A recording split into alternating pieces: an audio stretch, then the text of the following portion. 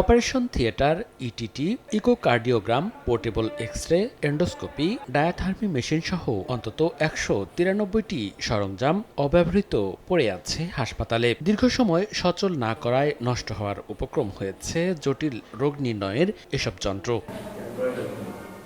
২০১৮-১৯ অর্থবছরে কুড়িগ্রাম জেনারেল হাসপাতালে ৩২,৯৪,৬০,০০০ টাকা ব্যয়ে বিভিন্ন চিকিৎসা সরঞ্জাম কেনার কার্যাদেশ দেওয়া হয়। ২০১৯ সালের ১৯ মার্চ সার্ভে কমিটির মাধ্যমে মালামাল বুঝে নেওয়া হয়। এরপর ঠিকাদারকে ১১,৯০,০০০ টাকা পরিশোধ করা হলে যন্ত্রগুলোর একাংশ ব্যবহার করা শুরু হয়। কিন্তু প্রায় ২১ কোটি টাকার বিল পরিশোধ না করায় বাকি সরঞ্জাম কোনো কাজে আসছে না। রোগীরা জানান, একদিকে হাসপাতালটিতে চিকিৎসক সংকট, অন্যদিকে বিভিন্ন পরীক্ষা করাতে হচ্ছে বাইরের বেসরকারি প্রতিষ্ঠান থেকে। এতে বেড়েছে ভোগান্তি। আমাদেরকে কোনো যদি টেস্ট করতে দেয় তাহলে আমরা বাইরে থেকে করি, অনেক টাকা আমাদের খরচ হয়ে যায়। বুলেট টেস্ট দিছি, একটা রংপুর পাঠাছি, 3 দিন পর আসবে, আর একটা এখানে দিছি সদরে 2 তলায়। স্যার ইকো করার সময় হঠাৎ পাসওয়ার্ড চাচ্ছে, যার জন্য ইকো করার সমস্যা হচ্ছে।